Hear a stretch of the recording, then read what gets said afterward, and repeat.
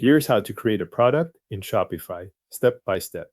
From your Shopify admin, go to the left side menu and click Products. This opens the area where your store items are managed. Once you are there, click Add Product to open a new product page. Start by entering the title of your product. This is the name customers will see in your store, so type it exactly the way you want it to appear. After that, move to the description field and add text that explains the product.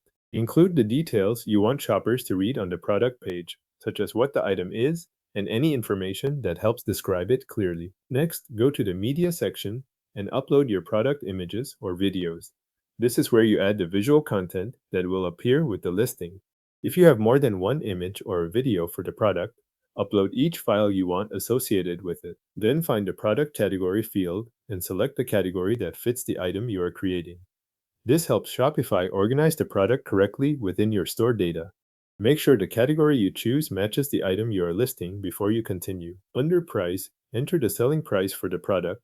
This is the amount customers will be charged when they purchase it. Check the number before moving on so the listed price is correct. In the inventory section, enter the available quantity for the product. This tells Shopify how many units you currently have.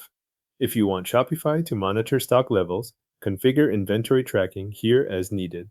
This is the place to decide whether the product quantity should update as sales come in. If the product is a physical item, continue to the shipping section and enter the shipping information for it.